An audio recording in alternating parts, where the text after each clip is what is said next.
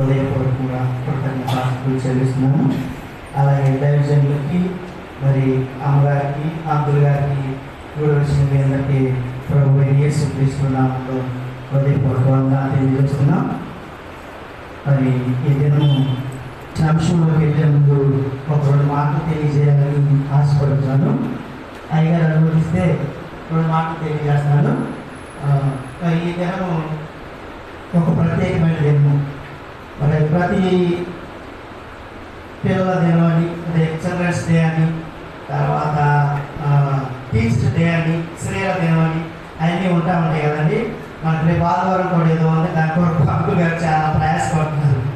అయితే ఈ దినము ప్రపంచ ప్రార్థన దినోత్సవం. అవునండి, ఈ దినము చాలా ప్రత్యేకమైన దినము. మన మీద చాలా భారం ఉంది.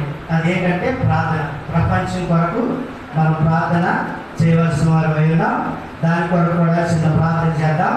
తర్వాత ఈ దినాన మరి మా బిషప్ గారు మనకు ఒక నోటీస్ పంపించారు. అయ్యగారికి వచ్చే ఉంటుంది. అదేంటంటే మన కృష్ణా గోదావరి అధ్యక్షండం కొంచెం గలిబిలిగా ఉంది. మరి సక్రమంగా అది నడుచులాగిన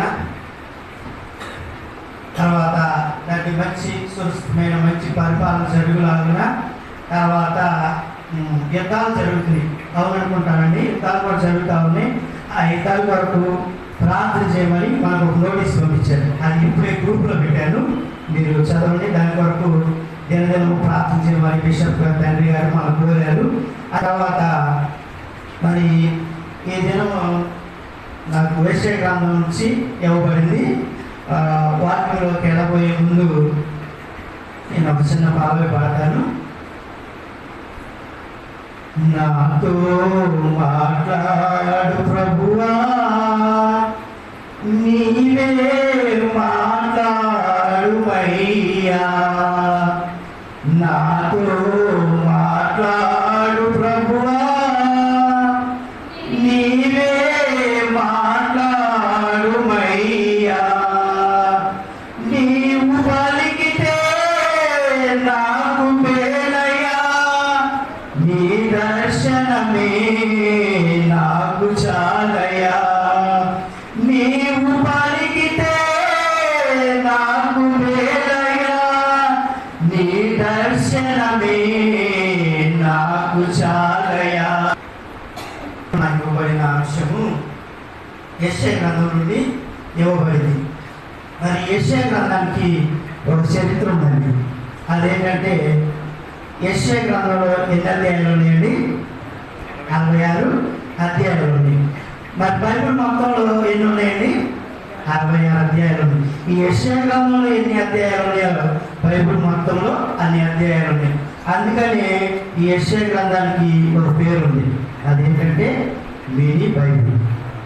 ఈ యెషయా గ్రంథాన్ని మినీ బైబిల్ అంటారు. పాత నిబంధనలో 39, కొత్త నిబంధనలో 27, అవన్నీ కలిపి 66. ఈ 66 ఉంటే కనుక మినీ బైబిల్ అని తెలియజేశారు. మరి ఇదేమో ప్రపంచ ప్రార్థన దినోత్సవం కనుక మరి మీ అందరూ ఒకే ఒక నిమిషం, ఎక్కువ మీరందరూ ఒక్క నిమిషం ప్రార్థన చేయి. బిషప్ గారు, తండ్రి గారు పంపించిన నోటీస్ గురించి. మరి తర్వాత ప్రపంచ ప్రార్థన దినోత్సవం కనుక లాస్ట్ గారు కూడా చేస్తారు. మనందరం మీ అందరూ ఒక చిన్న ప్రార్థన చేయండి. నేను ఒక చిన్న పదవి ప్రార్థన,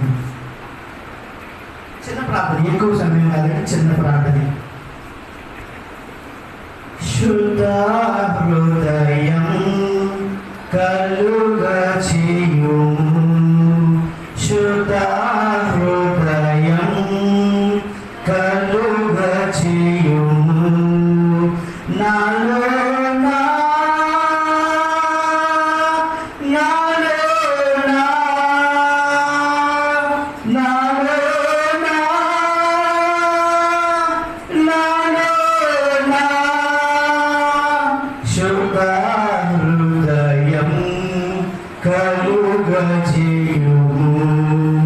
శుద్ధ హృదయం కలుగచేయుము. నీ వాత్సల్యము, నీ బాహుళ్యము, నీ కృప కనికరం చూపించుము. నీ వాత్సల్యము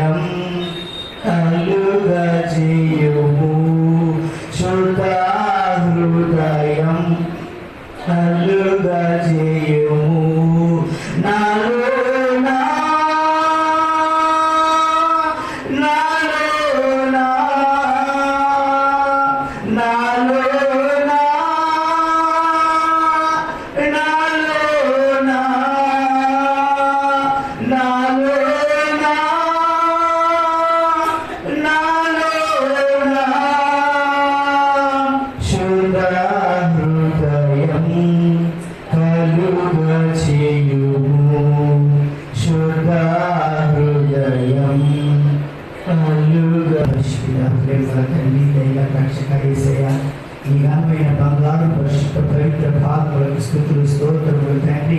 ఈ శుక్రవారం సాయంకాల సమయంలో నా ప్రభువా నీ బిడ్డగా నీ పాద సన్నిధిలో తలవంచాను ప్రభువా. అర్హుడిని అయోగ్యుడి లేనివాడిని జ్ఞానం లేనివాడి బలహీనుడు నా ప్రభువా.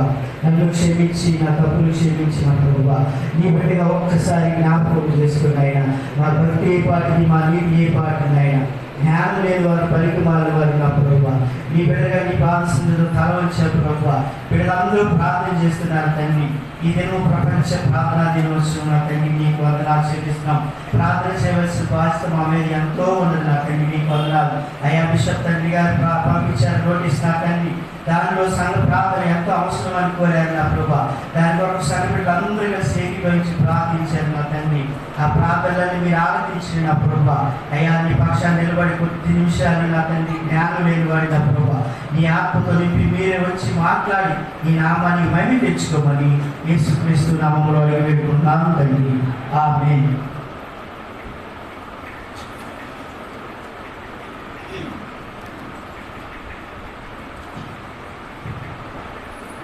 నాకు ఇవ్వాల్సిన ఇచ్చిన బైబిల్ పాఠం చూస్తే యెషయా గ్రంథము 1వ అధ్యాయము 16వ వచనం నుంచి కొన్ని వచనాలు సహాయం చేయండి. 16వ వచనం నుంచి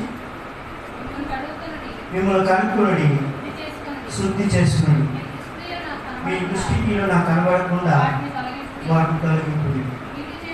కీడు చేయడం మానుడి, మేలు చేయడం నేర్చుకోండి.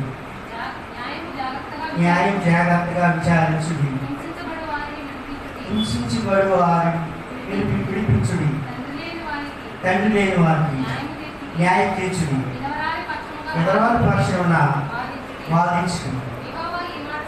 యెహోవా ఇలాగ సెలవిస్తున్నాడు, రండి మన వివాదం తీసుకున్నాం. చాలండి.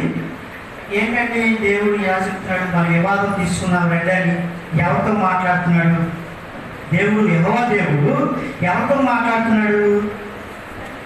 ఇశ్రాయేలీయులతో మాట్లాడుతున్నాడు. ఇశ్రాయేలీయులు అంటే ఎవరండి? ఇశ్రాయేలీయులు అంటే ఎవరు? మనమే. ఇశ్రాయేలీయులు అంటే ఎవరో కాదు, దేవుడు ఏర్పాటు చేసుకున్న జనాంగమే ఇశ్రాయేలీయులు. దేవుడు ఏర్పాటు చేసుకున్నాడు, యెహోవా దేవుడు ఏర్పాటు చేసుకున్నాడు. మనల్ని ఏర్పాటు చేసుకున్నాడా లేదా? మరి యెహోవా దేవుడు లాగా జనులు ధన్యులు. మనం ఇక్కడ ఈ దినాలు కూర్చున్నామంటే మనం చాలా ధన్యులు. ఈ సమయం చాలా మందికి లేదు, మరి మనకి ఇచ్చాడు, మనం ధన్యులు. అయితే ఇశ్రాయేలుతో అంటే మనతో యెహోవా దేవుడు ఏం మాట్లాడుతున్నాడంటే వివాహం తెచ్చుకున్నాం రండి. ఎక్కడికి రమ్మంటున్నాడు? నా ఎక్కడికి రమ్మంటున్నారు. మీరు తిరుగుబాటు చేశారు, నా మాట ఎరగకుండా యెహోవా దేవుడు ఏమంటున్నాడంటే మొదటగా మరి యెషయాలో మొదట్లో చూసుకుంటే నేను సృష్టిని ఎంతో అందంగా తయారు చేశాను, ఆ సృష్టిలో అన్నిటినీ పెట్టాను, అన్నీ నా మాట వింటాయి. కానీ నా స్వహస్తాలతో నా పోలికతో చేస్తున్న మీరు మాత్రం నా మాట వినట్లేదు కనుక ఏమని పిలుస్తున్నారు? వివాదం తీసుకున్నాము రండి. ఏంటంటే దేవుడికి మనకి వివాదం ఏంటి? అసలు ఆయనకి మనకి వివాదం ఏమిటి? వివాదం తీసుకున్న రమ్మని పిలవడం ఏంటి?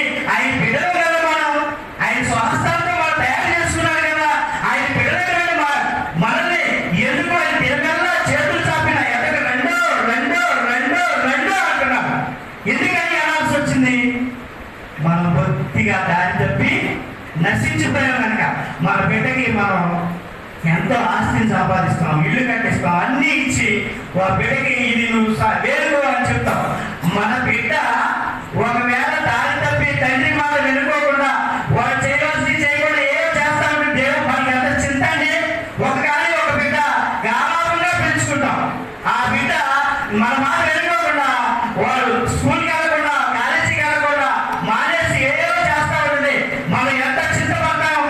అలాగే దేవుడు మన స్వహస్తాలతో ఆయన ఊపిరిచ్చి ఆయన నాశకాంతాల్లో ఆయన ఆత్మ పెట్టి దేవుడు ఎంత ఎంత సంతాపం ఉండాలి.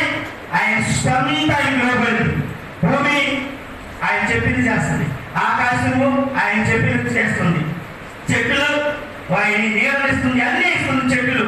తర్వాత సముద్రం ఆయన మాట ఏంటుంది. సముద్రము కనుక ఆయన మాట ఎరగకుండా తిరుగుబాటు చేసిందో మనం ఈ దినానికి ఉండం. అవునా కాదు? సముద్రంలో దేవుడి మాట వినడానికి లోబడింది. పక్షులు చూడండి, అవి దేవుడికి లోబడ్డాయి. మరి ఎద్దు చూడండి, యెషయా మొదట్లోనే ఉంటుంది, ఎద్దు తన కామన్లు ఎరుగును గాడిద సొంత వారి దొడ్డిని. ఎద్దు ఆయన మాట వింటుంది, గాడిద ఆయన మాట వింటుంది. కానీ మనం ఆయన మాట వింటున్నావా?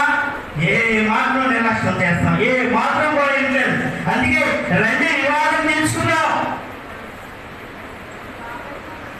దేవుడు వివాదం తీసుకున్నావు రమ్మని పిలుస్తున్నాడు.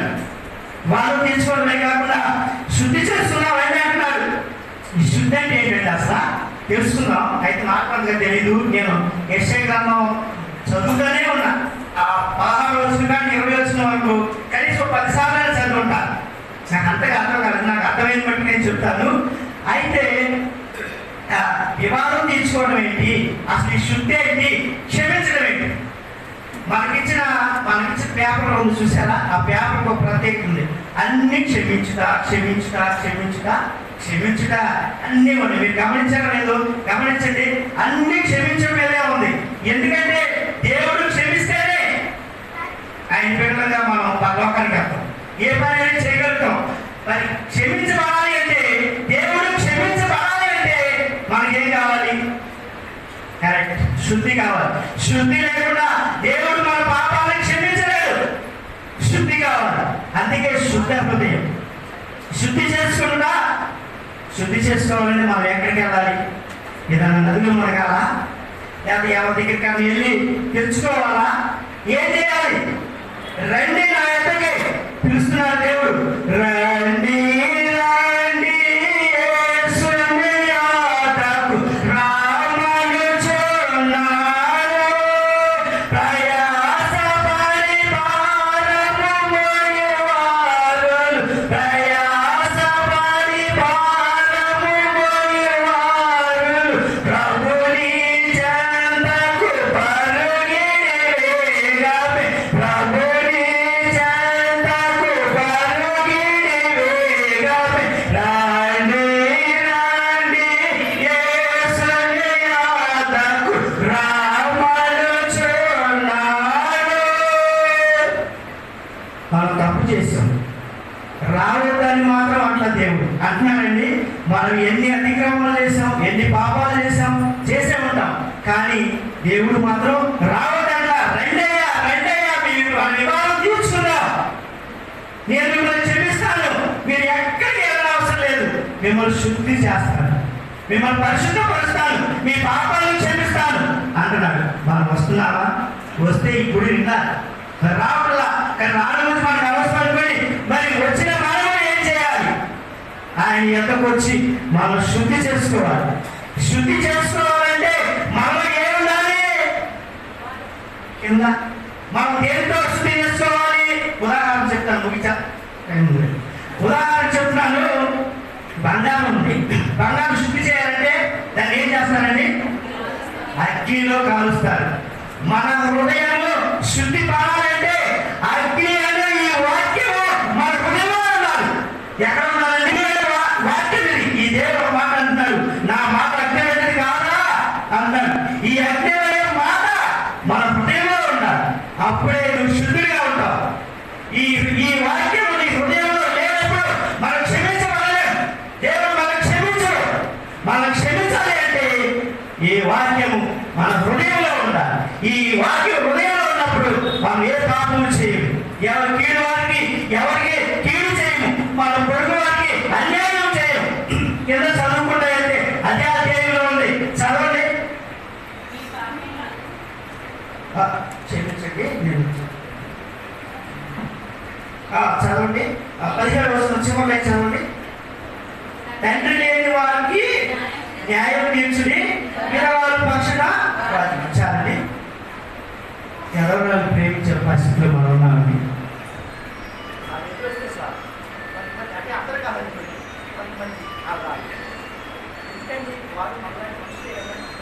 దేవుడు చెప్తున్నాడు కదా. మరి నేనైతే మాత్రం వాళ్ళు ఎదురొస్తే సంతోషంగా దేవుడికి చాలా మంది అంటే రాగా ఏంటంటే ఇదంతా క్రైస్తవులైన మనము అలాంటి సిద్ధాంతాలు వాళ్ళు ఉండకూడదండి. ప్రతి వాళ్ళని ప్రేమించాలి. దేవుడు స్పష్టంగా చెప్తున్నాడు ఇక్కడ, ఎదురు ప్రేమించమంటారు. ప్రేమిస్తున్నావా? వాళ్ళ పక్కన పెడుతున్నావు, వాళ్ళు ఎదురొస్తే తప్పకుండా ఈసారి మా సంఘంలో ఏదైనా కార్యం పిలవకుండా మీరు మాత్రం ఉండొద్దు. అది దేవుడికి విరోధమైన పని. అది దేవుడి పక్షాన ఉన్నాడు. తండ్రి లేని వారి పక్షాన ఉన్నాడు, ఇతర వారి పక్షాన ఉన్నాడు. వాళ్ళు ప్రేమించే హృదయం మనలో ఉండాలి. అది ఉండాలి అంటే మన హృదయం ఎలా ఉండాలంటే శుద్ధిగా ఉండాలి. అది శుద్ధిగా ఉండాలంటే ఎక్కడికి వెళ్ళాలి? మనం ఎక్కడికో నదిలోకి వెళ్ళి మనకు అవసరం లేదు. దేవుడి దగ్గరికి వస్తే చాలు, ఆయన మనల్ని క్షమిస్తాడు. ఆయన మన పాపాలను క్షమిస్తాడు. క్షమించడమే కాకుండా మన హృదయాన్ని శుద్ధిగా చేస్తాడు. చాలా కింద ఉన్నది హిమము కంటే తెల్లగా చేస్తాడు. కానీ మనం దేవుడి దగ్గరికి రాగలుగుతున్నాం అంటాడు ఆయన. మరి మనం ఏ స్థితిలో ఉన్నాం, ఏ పరిస్థితిలో ఉన్నాం, ఎలా ప్రేమించేవారిగా ఉన్నాం, ప్రేమించేవారిగా ఉన్నామా లేవా? మరి నాకైతే ఒక విషయం అనిపిస్తాను.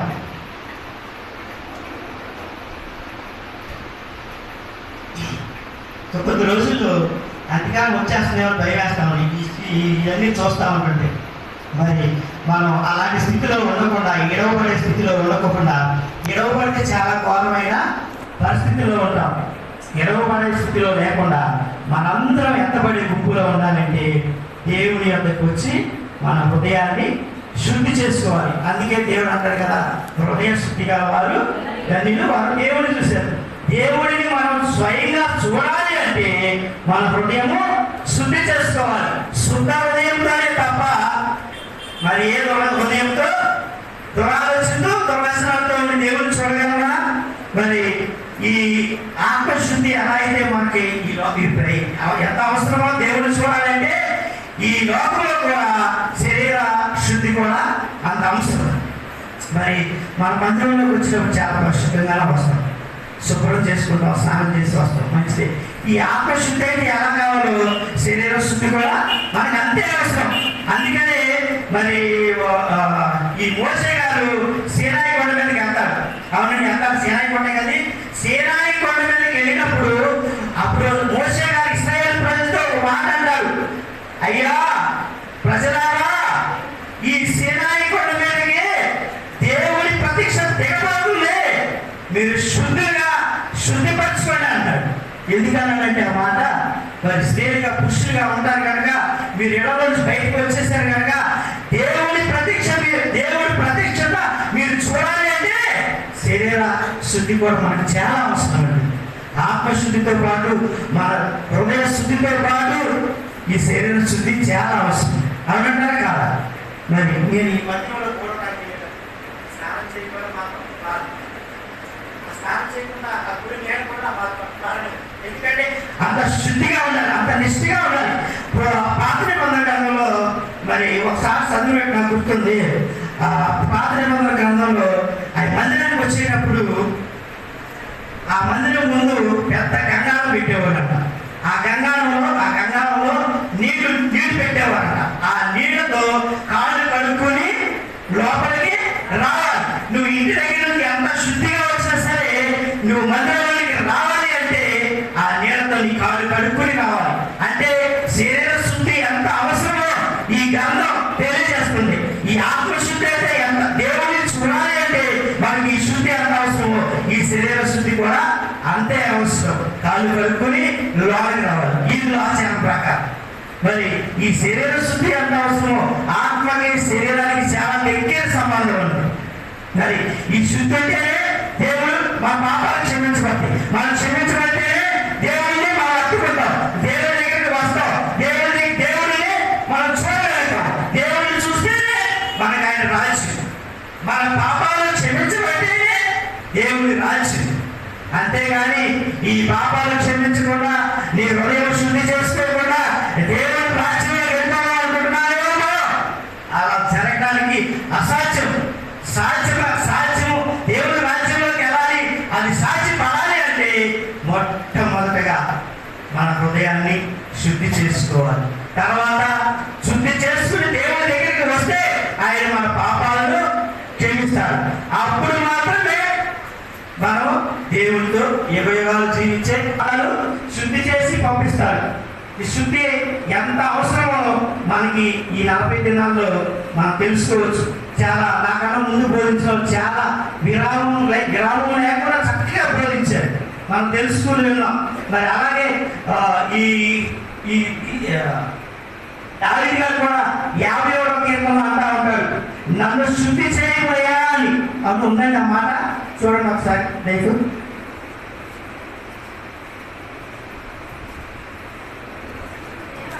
దేవా నీ కృప చొప్పున కరుణింపుము, నీ వాత్సల్య బాహువుల చొప్పున దేవా నా యందు శుద్ధరించాలని. చూసారా దావీదు ఏమంటున్నాడు? ఎంత విన్నాం, చాలా దావీదు గురించి చాలా విన్నాం. దావీదు గురించి వదిలేద్దాం. అయితే దావీదు ఎంత పశ్చాత్తాపంతో నాకు శుద్ధ హృదయము దయచేయమని. ఎందుకని? ఈ శుద్ధ హృదయం ఉంటేనే నా పాపాలు క్షమించబడి అని దావీదు తెలుసుకున్నాడు. తెలుసుకుని నాకు శుద్ధ హృదయం దయచి నా పాపాలు క్షమించబడి అని దేవుడిని వేడుకున్నాడు. అంతేగా 36వ అధ్యాయం 25వ వచనంలో మాట్లాడాడు. చూడండి, మీ అపవిత్ర యావత్తు పోగునట్లు నేను మీ మీద శుద్ధ జలము చల్లేను చాలని. నా యొక్కకు వస్తే ఏమంటున్నాడు? మీకు మీ అపవిత్రాత్మ యావత్తు పోగునట్లు మీ మీద శుద్ధ జలము చల్లుతున్నాడు. ఎవరి యొక్కకు వస్తే? దేవుని యొక్కకి వస్తే.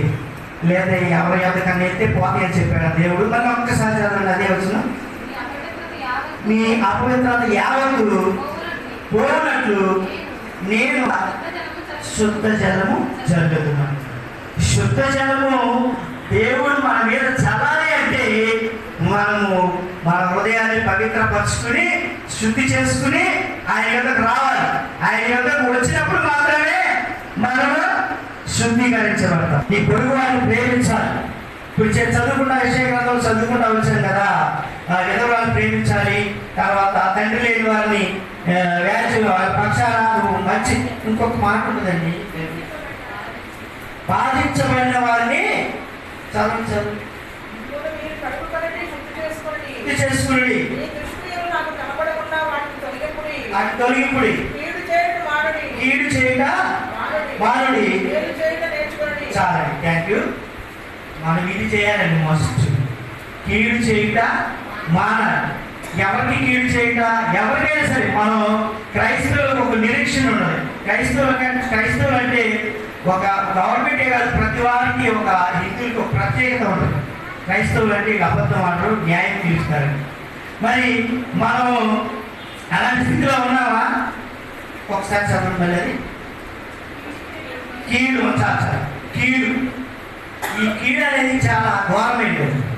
కీడు చేయటం మనం మానాలి. కీడు చేయటం మానకుండా మేలు చేయాలి. కీడు చేయకుండా మానకుండా దేవునికి ఇష్టడై కూడా అసాధ్యం. మన హృదయంలో ఒకటి పెట్టుకొని మనం ఎంత పాట పాడినా, ఎంత వాక్యం చెప్పినా, ఎంత ప్రార్థన చేసినా వ్యర్థం. అందుకని దేవుడు చెప్తున్నాడు, నేను మీ కొరకు దినమెల్లా చేతులు చాపి ఉంచాను, రండి మన వివాహం తీసుకున్నాం. వివాహం తీసుకున్నామని పిలుస్తున్నారు. వెళ్ళి దేవుడు మనం ఏం చేయాల్సి వెళ్ళాలి? దేవుడి దగ్గరికి ఏం చేసి కీడు చేయటం మాని వెళ్ళాలి దేవుడి దగ్గరికి. కీడు చేయటం మాని మేలు చేసి దేవుడి దగ్గరికి వెళ్ళి, అప్పుడు నా హృదయం శుద్ధి చేయి ప్రభువా, నేను ఇతరులను ప్రేమిస్తున్నాను. ఇతరులు ప్రేమించకుండా నీ హృదయం శుద్ధి అవ్వదు. నీ హృదయం శుద్ధి కావాలంటే, నీ ఆత్మ శుద్ధి కావాలి అంటే దేవుని యొద్దకు వచ్చి దేవుని ప్రేమించే పీడను మనం కీడు చేయకుండా మేలు చేయాలి. మేలు చేయడంలో ఎన్నో ఆశీర్వాదాలు ఉన్నాయి. మేలు చేసామంటే ఆశీర్వాదాలు వాటంతరకు అయ్యే మన దగ్గరికి వస్తూ ఉంటాయి. మేలు చేయడం మనం నేర్చుకోవాలి. మనం ఎలా చేస్తే కీడు చేస్తాను అని మనం కాదు, సారీ. కొంతమంది అదే పనిగా ఉంటారు, కానీ దేవుడు వాళ్ళకి ఏం చేస్తాడు? వదిలేస్తాడు. వాళ్ళు తినుము తాగుము సుఖించుము అనుభవించు రాజా అని వదిలేస్తాడు. కానీ క్రైస్తవుడికి నిజంగా దేవుడు ఆత్మపూర్వకంగా ప్రేమించేవాడు కష్టాలు ఉంటాయి. ఆ కష్టాలన్నింటినీ ఎదుర్కొని న్యాయం తీర్చి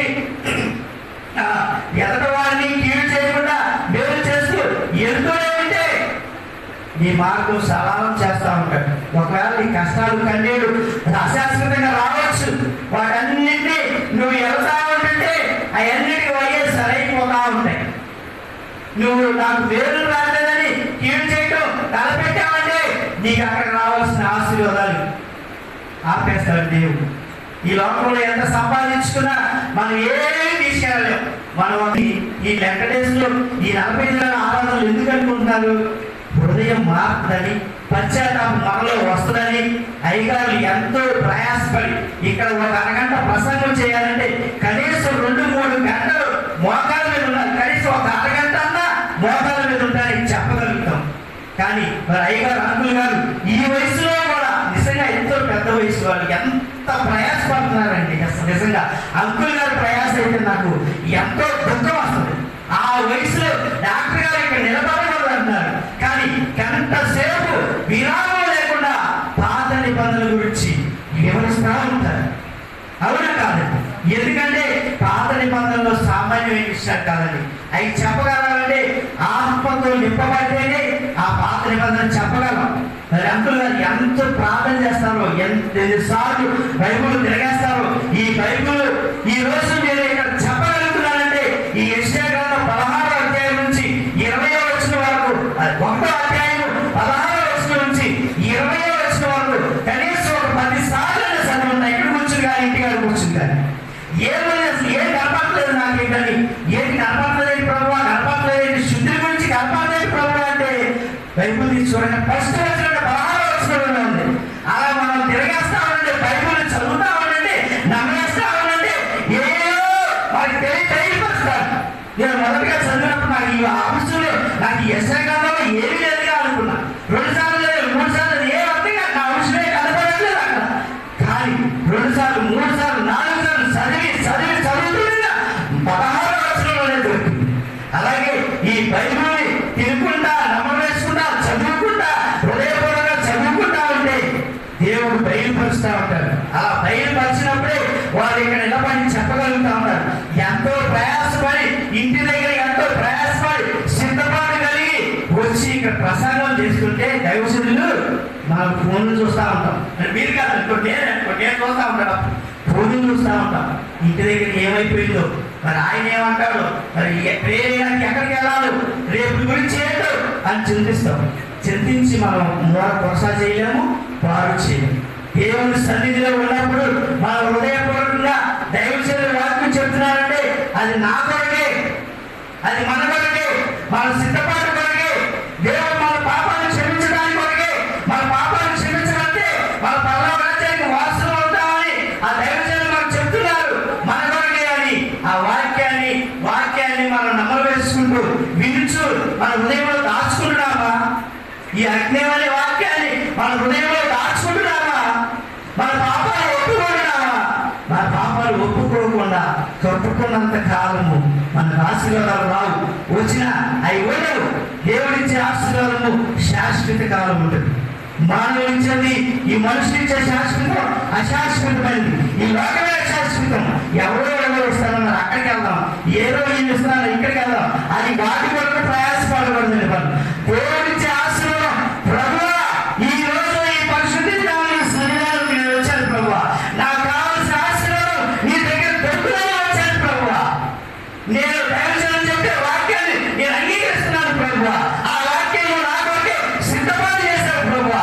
వాళ్ళు ఎంతో ప్రయాసపడి చెప్తున్నారు నా ప్రభువా. నీవే ఆత్మ పరిపూర్ణుడై ఆ రోజు ద్వారా ఈ వాక్యాన్ని నువ్వు మాట్లాడుతున్నావు ప్రభువా. నా కొరకే ప్రభువా. నేను నిర్లక్ష్యం చేస్తే, నేను ఇక్కడ ఇవ్వబడితే, నేను రాజ్యంలోకి వారసుడు కాకపోతే, ఈ లోకంలో నేను వినవబడితే నేనేమైపోయాను? అందుకని ఓ భక్తుడు పాట రాస్తున్నాడు.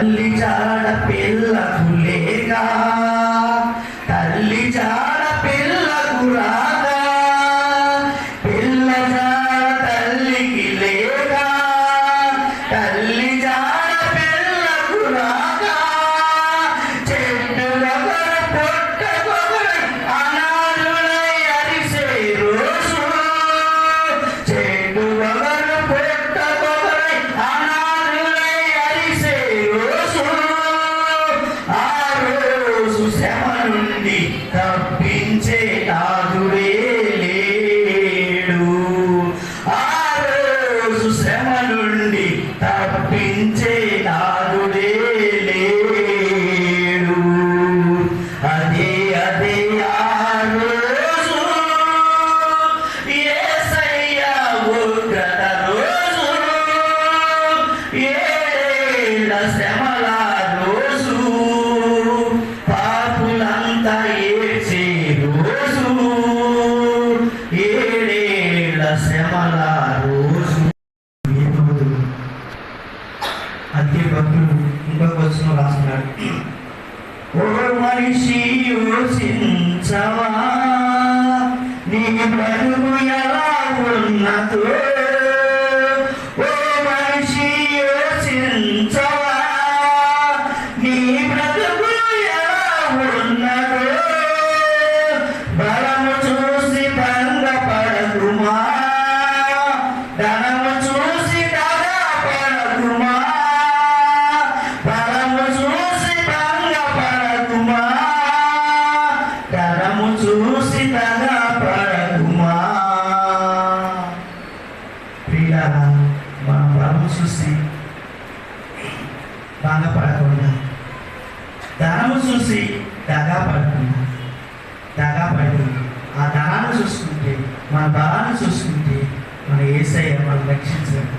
ఈ ధనము ఈ బలము ఈ ఆస్తులు ఈ అంతస్తులు ఈ ఐశ్వర్యము ఈ అందము సందము ఈ పేరు ప్రతిష్ట ఇవన్నీ నిన్ను పరలోకానికి తీసుకెళ్తాయా దేవుని రాజ్యంలో నిన్ను కూర్చోబెడతాయా? ఒకసారి గమనించు. ఈ వెంకటేష్ ఎవరి కోసం? మన కోసం, మన కొరకే దేవుడు ఏర్పాటు చేసి ఈ క్షణం మనది, నెక్స్ట్ నిమిషం అది కాదు. మనం సిద్ధపడి ఉండాలి, సిద్ధపాటు కలిగి ఉండాలి. ప్రభువా నువ్వు వస్తావా? రా, నేను సిద్ధంగా ఉన్నాను. ప్రభువా నేను నా పాపను ఒప్పుకున్నాను, నా హృదయాన్ని శుద్ధి చేసుకున్నాను, నేను సిద్ధంగా ఉన్నాను, రా అని ప్రభువుని పిలవగలుగుతున్నావా? దేవుడు నిన్ను పిలవగలుగుతున్నాడు. రండి, నేను దినమేలా చేతులు చాపించాను, మీ పాపాలు క్షమిస్తాను, మీ తప్పులు మీరు ఒప్పుకుంటే మీ పరలోకానికి నేను మిమ్మల్ని తీసుకెళ్తాను. మరి మనమైతే దేవుని గారికి వస్తున్నాను, వచ్చిన మనం ఏం చేస్తాం? ఈ 40 దినాలే కాదు, ఏ క్షణమైనా ఏ నిమిషమైనా ప్రభు అక్కడ రావచ్చు. మన సిద్ధపాటు కలిగి ఉండాలి. సిద్ధపాటు కలిగి ఉండాలి అంటే మన వివాహం తీర్చిపడాలి అంటే మన హృదయం శుద్ధి చేసుకోవాలి. మన హృదయం శుద్ధి లేకుండా మనం ఎన్ని కానుకలు ఇచ్చినా అర్థం. మరి కుష్ఠరోగులు ఉన్నారు, పాత నిబంధన గ్రంథంలో కుష్ఠ వచ్చిన వారిని ఊరు వెనపల పెట్టేవారు.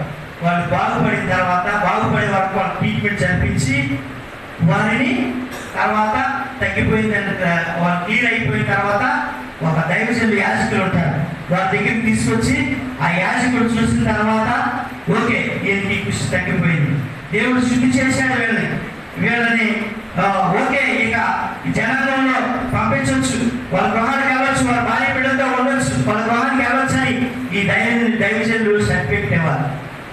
ఇచ్చిన తర్వాత వారు వెళ్తారు. ఇచ్చిన తర్వాత ఈ వెళ్ళే ఇతను శుద్ధి పడిన అతను కాలు కప్పించి మరి అటు వెళ్ళినప్పుడు ఈ శుద్ధి ఎంత అవసరం, మనిషికి శుద్ధి చాలా అవసరం. ఈ శుద్ధి అనేది చాలా అవసరం. తర్వాత ఎఫెసీ 5:27 చూద్దాం, ముగించేస్తున్నాను. ఎఫెసీ 5:27 చూడండి ఒకసారి. ఎఫెసీ పత్రిక 5:27 అటువలే క్రీస్తు కూడా సంఘమును ప్రేమించి అది కలంకమైనను ముడతైనను అట్టి మరి ఏదైనాను లేక పరిశుద్ధమైనది గాను నిర్దోషమైనది గాను మహిమ సంఘం గాను తన ఎదుట దాన్ని నిలబెట్టుకోవాలని వాక్యంతో ఉతకము స్నానము చేత చాలా దాన్ని పవిత్రపరచు. వాక్యం అనే ఉతక స్నానం చేసుకోవాలి. ఉతక అంటే ఏంటండి? ఉతక అంటే నీరు. ఇక్కడ దేవుడు అదే చెప్తున్నాడు, ఈ వాక్యం అనే ఉతక స్నానం చేయాలి. ఈ వాక్యంతో మనం స్నానం చేయాలి, ఉతక స్నానం చేయాలి. నీళ్ళతో ఎలా అయితే మన హృదయాన్ని మన శరీరాన్ని ఎలా శుభ్రపరచుకుంటామో ఈ వాక్యంతో కూడా మన హృదయాన్ని శుభ్రపరచుకోవాలి. ఈ నీళ్ళతో మనం స్నానం చేసి శుద్ధి చేసుకోవడం కాదండి. దేవుడు చెప్తున్నాడు, నేను చెప్పిన మాట ఇది. ఎఫెసీ పత్రిక ఎఫెసీ సంఘానికి రాస్తున్నాడు దేవుడు. ఏమని రాస్తున్నాడు? వాక్యం అనే ఉదయ స్నానం చేయమంటారు మనల్ని. అంతేనండి, మా చదివింది ఏమన్నా నేను తప్పు చెప్పానంటారా? దేవుడు వాక్యం అనే ఉదక స్నానం చేయమంటారు. వాక్యంతో మన హృదయం నింపబడిపోవాలి. వాక్యం మన మైండ్లో పెట్టేసుకోవాలి. చదువుకుంటే చదివింది నేర్చుకోవాలా? లోకంలో అయితే మనకి అన్ని ఆస్తులు పట్టుకుని నేర్చుకుంటారే. ఈ ఉదక స్నానం చేసి దేవుడి యొక్క మనం ఎలా అంటే మనకు అర్థం కాకపోతే చదవాలి కదా. 1-2 సార్లు చదువుకుని ఉదక స్నానం చేసి ఆ వాక్యాన్ని మన హృదయం నిండా నింపుకోవాలి. ఈ వాక్యం ఎప్పుడైతే మన హృదయం నిండా ఉండదు, మన పాపానికి చోటే ఉంది, మనం క్షమించబడతాం. దేవుడి రాజ్యానికి వారసులమే. ఇక అందుకని ఉదక స్నానం చేయాలి, శరీర స్నానం ఎంతో ఆత్మ స్నానం చేయాలి, అన్నీ చేయాలి. అన్నీ మనం దేవుడి ఆజ్ఞ అనుసరించాలి. అంటే వాక్యం అనే వాక్యాన్ని మన హృదయంలో భద్రపరుచుకోవాలి. ఈ వాక్యం 2 అంచెల ఖడ్గం. ఈ వాక్యంలో నీవు ఏమి చేయాలో, ఏమి చేయకూడదు, ఎలా నడుచుకోవాలో, ఎవరిని ఎలా ప్రేమించాలో, ఎవరిని ఎలా ద్వేషించాలో, ఎవరిని ఎలా ఉద్దేశించి మాట్లాడాలో అన్నీ బైబిల్లో ఇవి ఉన్నాయి. అంటే విడమర్చి ఉండవు. అది నువ్వు చదువుకుంటా, ఆ ధ్యానం చేసుకుంటా, దేవుణ్ణి తలుచుకుంటా, నీవు లోకానుసారంలో నీ మైండ్లో లేకుండా నీ ధ్యానం అంతా ఈ వాక్యం మీద పెట్టి, ఈ గ్రంథం మీద పెట్టి చదవండి. అసలు నీకు మరి ఇంతకాలం ఈ గ్రంథాన్ని బోధించారు అంటే దీనిలో చదువుకున్నా కొద్ది మర్మాలు వస్తానే ఉంటాయి. ఇది 9 కొద్దిగా లోటు ఎలా అయితే వెళ్తా ఉంటుందో, ఇది చదువుకున్నా కొద్దిగా ఇంకా మర్మాలు తెలియజేస్తానే ఉంటాడు దేవుడు. ఇది ఈ రోజుకి ఈ గ్రంథంలో ఇక్కడ వరకు అయిపోయిందన్నా దైవజనులైన ఒక నాదుడే. ఎందుకంటే ఇది చదువుతుంటే ఎంత మధురంగా ఉంటుందో, ఎంత చక్కగా ఉంటుందో. ఈ గ్రంథంలో అంత మధురమైన మాటలు చదువు నిజంగా హృదయపూర్వకంగా చదవగలిగితేనే మనకి అర్థం అవుతుంది. నాకు అసలు ఈ బైబిల్ చదువుతూ ఉంటాను కానీ చాలా అర్థం కాదు. అసలు నాకు ఏం తెలియదు ఈ బైబిల్ గురించి. అసలు ఈ బైబిల్ గురించి చదువుతానే ఉంటాను, అది నాకు ఎక్కదు అంటే నా మైండ్ అక్కడ ఉంటుంది. రేపు ఏం చేయాలి, ఎవరితో మాట్లాడాలి, పనివాడికి ఎలా డబ్బులు ఇవ్వాలి, వాళ్ళు ఎలా పోషించబడాలి, ఏంటి అని ఒకటే ఆలోచన. ఈ ఆలోచన ఉంటే ఈ బైబిల్ మనకి ఎలా ఎక్కుతుంది. కానీ అది అవసరమే, కానీ లోకానుసారంగా అవన్నీ మనకు అవసరమే. కానీ అవి అక్కడతో ఆ షాప్ విషయం అక్కడే వదిలేసి వచ్చి ఇంటికి వచ్చిన తర్వాత మన ధ్యానం అంతా దీని మీదే ఉండాలి. ఆదివారం శనివారం సాయంత్రం వచ్చేసరికి దేవుడు సముద్రాన్ని నిమానం చేసేస్తారు కదా. అలా శనివారం సాయంత్రం కానీ నాకు ఎన్ని సమస్యలు ఉన్నా అలా నిమానం చేసేస్తాను. ఎందుకంటే అది యొక్క దేవుడి యొక్క ఆశీర్వాదం. అవి నేను అనుభవిస్తున్నాను కనుక మీకు చెప్పగలుగుతున్నాను. క్లియర్ అయిపోతాయి. మన సమాప్తి పొందిన నాకు ఏ టెన్షన్ ఏ పనులు రాదు. అంటే దేవుడు ఏర్పాటు చేసుకుంటే ఆశీర్వాదాలు అలా ఉంటాయి. దేవుడు ఏర్పాటు చేసుకోవాలి. మనం ప్రయాణం వెళ్తున్నప్పుడు బస్సులో అనేకమైన తగులుతూ ఉంటారు, ఇబ్బందులు వస్తూ ఉంటాయి, అనేకమైన మాటలు వస్తూ ఉంటాయి, ఆటుపోట్లు వస్తూ ఉంటాయి.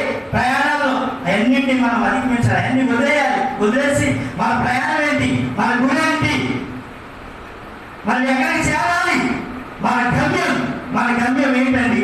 మనం ఈ రోజు ఇక్కడికి వచ్చామంటే మన గమ్యం ఏమిటి? దేవుడి యొద్దకు వచ్చాము. దేవుడి యొద్దకు వచ్చినప్పుడు మన హృదయం ప్రశాంతంగా ఉండాలి. అందరూ ప్రేమించే హృదయం ఉండాలి.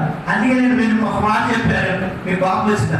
ప్రార్థన అయిపోయిన తర్వాత ఒకరికొకరు వందనాలు చెప్పుకున్నాను. ఒకవేళ ఏమన్నా మనసులో ఉంచుకోవాలండి. ఎందుకంటే మనకి మనసులో ఉంచుకోవడం నా ఉద్దేశం ఏంటంటే, నేను అప్పుడప్పుడు అనుకుంటా ఉంటాను, నేను ఒక 30 years నుంచి ఈ మధ్యాహ్నం వస్తానండి. ఒకే ప్లేస్ ఒకసారి కూర్చుంటా, మనందరం ఎక్కడో అక్కడే కూర్చుంటా ఉంటాం. ప్రభువా, మా సంఘంలో మేము చక్కగా కూర్చుంటాం ప్రభువా, మేము ఎక్కడైతే కూర్చోగలుగుతాం, కానీ మా సంఘం మేము అందరం కలిసి ప్రభువా నీ రాజ్యం ఇలాగే కూర్చోవాలి ప్రభువా అనుకుంటా ఉంటాం. నిజమండి, నేను అనుకుంటా, ఎన్నో మంది అలా అనుకున్నాను. ప్రభువా, ఇక్కడ కూర్చున్నా మేమందరం ఇలాగే కూర్చుని ప్రభువా ఏ వేవాలు జీవించే ఈ రాజ్యంలో నేనున్నాను ప్రభువా, మా సంఘం ఉన్నారు ప్రభువా. అందరూ అనుకుంటే మన వివాదాలు ఉండవు, కోపతాపాలు అసలు ఉండవు మనకి. ఎందుకంటే కోపం ఒక నిమిషం మాత్రమే ఉండాలి. సరే, ఈ నిమిషంలో నాకు ఒక చిన్న విషయం గుర్తొచ్చిందండి, ముగించేస్తున్నాను.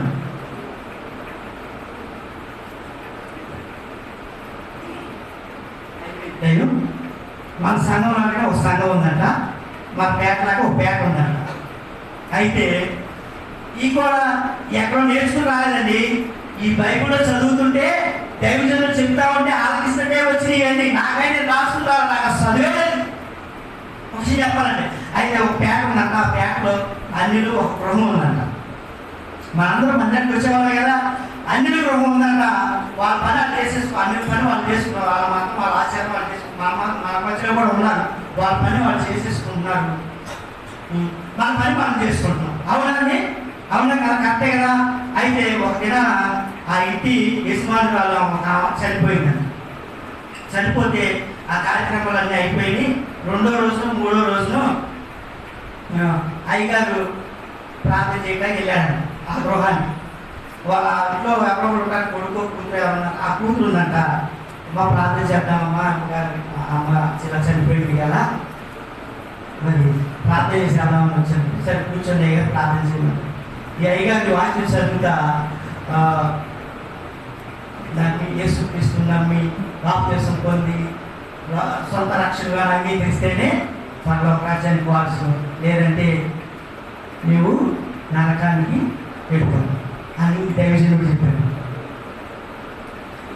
అప్పుడు ఆ కూతురు ఆ బిడ్డ ఏం చేయాలి, ఏం చేస్తుంటారు, ఏమంటారు చెప్పండి, ఏమంటారు? అయ్యగారు, నా తల్లి నరకానికి అంటా కారణం నువ్వే. అదేంటమ్మా అలా అంటావు? మిమ్మల్ని ప్రేమించి మీ ఓదార్పు కొరకు నేను ప్రార్థన చేస్తాను, నన్ను అలాంటమ్మా. అవునయ్యారు మీరే కారణం. నా తల్లి నరకానికి వెళ్ళిందంటే ఈరోజు మీరే కారణం. ఈ అయ్యగారు శ్రద్ధ అయిపోయి ఏం చేయాలి ఇప్పుడు? నన్ను మీ అందరూ కలిసి ఏంటండి మనం నేను అయ్యగారు ఏం చేయాలి అర్థం కాక, అదేంటమ్మా అలా అన్నావు? మీ కుటుంబం కొరకు ఓదార్చు కొరకు జరగవలసిన కార్యాల కొరకు దేవుడు సహాయం కావాలని, మీ కుటుంబానికి ఓదార్పు కావాలని నేను ఎంతో ప్రయాసపడి ఎంతో దూరం నుంచి మీ కుటుంబం కోసం ప్రార్థన చేయాలని వస్తే అలా అంటే ఏంటమ్మా అంటే, లేదయ్యారు మీరే కానీ ఏంటమ్మా అని అడిగితే ఆ బిడ్డ చెప్పే సన్మానం ఏంటో తెలుసా? నా తల్లికి మీరు పరలోక రాజ్యం ఉందని, ఈ నమ్మి బాప్తిసం పొందాలని ఏ రోజైనా చెప్పారా? పోనీ మీరు చెప్పలేదు. ఈ మందిరం ఉంది కదా, ఈ మందిరం పక్కనే మా గృహం ఉంది కదా, ఈ విశ్వాసాన్ని వచ్చి చెప్పారా? మా ఇంటికి ఏదైనా అవసరం ఉన్నప్పుడల్లా ఈ విశ్వాసాలు ఉందే ఏం ప్రధాన మా ఇంటికి వస్తుంది. అది కావాలి, ఇది కావాలి, అదమ్మా ఇదమ్మా అని మా అమ్మగారితో సలహాలు తీసుకుంటుంది, అన్నీ చేస్తుంది. మరి ఆమెనా చెప్పిందా? మరి మీ సంఘంలో ఎవరైనా చెప్పారా? అవునా? నిజమే తల్లి, మీ అమ్మ పర్వాకానికి నరకాలి. ఆమె నమ్మలేదు, హిందూ ఆచారంగా చనిపోయింది, హిందూ ఆచారంగా చేస్తుంది. మరి అది దేవుడికి పర్వాకంలో తీసుకోవాలో అది ఇచ్చిన కాకి లేదో మాకు తెలియదు, కానీ ఆయన చూసుకుంటాడు. కానీ నరకానికి మనం సువార్త, దీన్ని బట్టి మనకు ఏమర్థమైందంటే సువార్త ప్రకటించే భారం మన మీద ఎంతో ఉంది. ఇక్కడ ప్రసంగం చేయవలసిన లేదండి. మనం ఇక్కడ ప్రసంగం చేస్తేనే మనం సువార్త ప్రకటించినట్ట. యేసుక్రీస్తు ప్రభువు శిష్యుడితో ఏం చెప్పారు? మీరు నమ్మితే నాకన్నా మీరు గొప్ప కార్యాలు చేస్తామన్నాడు. మీరు విశ్వాసం వచ్చి దేవుడి నామాన్ని అంగీకరించి మీ ఇంటి పక్కన సువార్త చెప్పచ్చు. అదే దేవుడికి ఇష్టమైన సువార్త. అయ్యగారు ఉన్నాడు, అయ్యగారు అన్ని పనులు చేయలేడు కదా. 3 సంఘాలు ఉన్నాయి, పెళ్ళిళ్ళు ఉంటాయి, తర్వాత గృహప్రవేశాలు ఉంటాయి, చిన్న చిన్న పుట్టినరోజులు ఉంటాయి, ఫంక్షన్స్ ఉంటాయి, చనిపోయిన వాళ్ళు ఉంటారు. ఈ 3 సంఘాలు ఆయన కవర్ చేసుకోవాలని కష్టం. అందుకని అసలు దేవుడే ఆ బైబిల్లో రాశారు కదండి. కొంతమంది బోధకులు గాను, కొంతమంది ఉపదేశకులు గాను, కొంతమంది అపోస్తులు గాను తయారు చేశాడు కదండి. మరి అన్ని అయ్యగారు చెయ్యాలని మరి అందరూ గారు లాంటి వాళ్ళు తయారు చేసింది. ఎంతమంది వేల మంది అండి టీచర్స్, మన టీచర్స్ ఉన్నారు, వాళ్ళందరూ ఎంత చక్కని సువార్త ప్రకటిస్తున్నారు.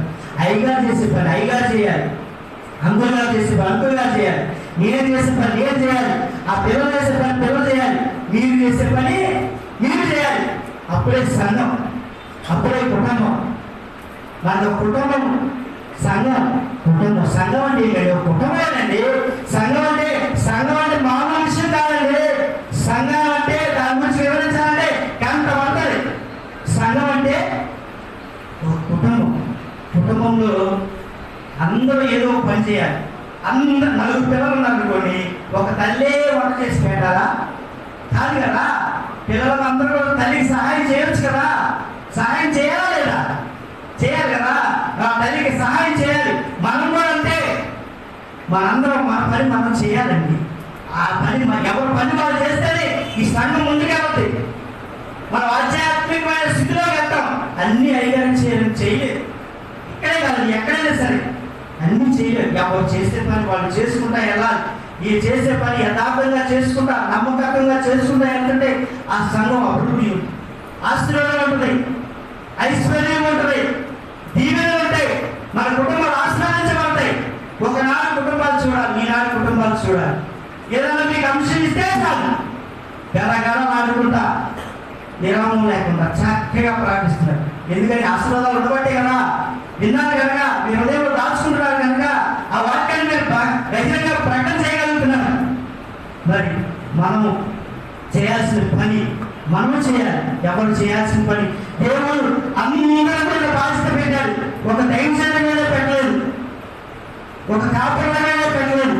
అందరినీ సమానత. దేవుడు నాకందరూ సమానులే. కానీ అభిషేక్తులు అనేవాడు అభిషేకంగానే ఉండాలి. అనాభిషేక్తులు ఎవరు చేసేది? అయ్యగారు చేసే పని మనం ఏమాత్రం చేయబడి ఆయన అసలు నేను లోపల ఎవరు గేట్లు పెట్టేస్తారు ఒకసారి. కానీ మన యేసుక్రీస్తు ప్రభు వారు వచ్చి ఆ సిలువలో ఘోరమైన దెబ్బలు తిని చివరి రక్త పెట్టుబడులు కాల్చేసాడు కనుక మన లోపలికి వెళ్ళగలుగుతాం. పాత్రమైన కాలంలో లేదు. యేసుక్రీస్తు ప్రభు వచ్చి అవన్నీ కొట్టివేశాడు. కొట్టేయలేదు కానీ వాటన్నీ మీరు చేయాలి కనుక నేను వేలాయాలు 3 మీటర్ల మధ్య రండి నా దగ్గరికి, వివాహం తెచ్చుకుందాం, మిమ్మల్ని శుద్ధి చేస్తా, శుద్ధి చేసి మీ పాపాలను క్షమిస్తా, నా తండ్రితో వెళ్ళే స్థలానికి మిమ్మల్ని అందరూ తీసుకెళ్తా. విషయమై మనం ఒప్పుకోవాలి. ప్రభువా అయ్యా నిజమేనయ్యా, నా కొడుకేనయ్యా, ఈ సిలువలో బలియాగయ్యా, నా కొడుకేనయ్యా. శివ రక్త పుట్టువారు కాల్చారు. ఎవరి కోసం? నా కోసం, మనందరి కోసం. యేసుక్రీస్తు ప్రభు ఆ సిలువలో బలియాగయ్యారు. మనం ఇవన్నీ తెలుసుకొని ప్రభు వాక్యాన్ని మన హృదయంలో ఉంచుకుని వాక్యానుసారంగా జీవించి ఆ ప్రభు పేరు పొందాలి. ఆ ప్రభు దగ్గరికి మనం రావాలంటే మన హృదయం ఎలా ఉండాలి? తెల్లని హిమం వలే మార్చుకుంటుంది, హిమం వలే చేస్తాను అంటున్నాడు. నా ఎంతకు వస్తే మీ హృదయాన్ని తెల్లని హిమం వలే చేస్తానంటాడు. నువ్వు రాకుండా నువ్వు అక్కడుండి ఇక్కడుండి వివాదం తీసుకుంటే, వివాదంలో ఉంటే ఎలా దేవుడు క్షమిస్తాడు?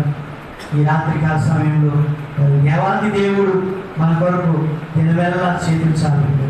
ఆ చేతులు నీడగా మనం వస్తే ఆ చేతుల నీడ ఎంత నెమ్మది ఉంటుందంటే, ఆ చేతుల నీడలో ఎంత సమాధానం ఉంటుందంటే, ఎంత ఆశీర్వాదం ఉంటుందంటే, ఎన్ని దీవెనలు ఉంటాయంటే సర్వ సంపదలు నాలో గుప్తమై ఉన్నాయి. ఈ ఆశీర్వాదాలు ఎన్ని ఆయన దగ్గరే ఉన్నాయి. ఆయన ఎంతకు వస్తే మనకి ఏమి కొద్ది ఉండదు. ఆయన మనలో ఉంటే మనకి అసలు ఏమీ అవసరం లేదు. అన్నీ ఆయనే చూసుకుంటాడు.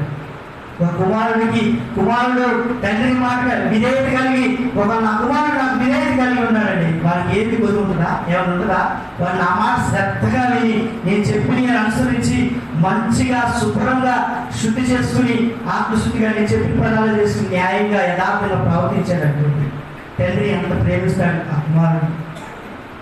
నీవు ఒకరోజు కాస్త ఎండిపోయే సొరసేటి వరకు ప్రయాసపడుతున్నావా? కానీ దేవుడు నెలలా చాపుతున్న ఆ చేతుల నీడలోనికి వచ్చి నీ హృదయాన్ని శుద్ధి చేసుకుంటావా?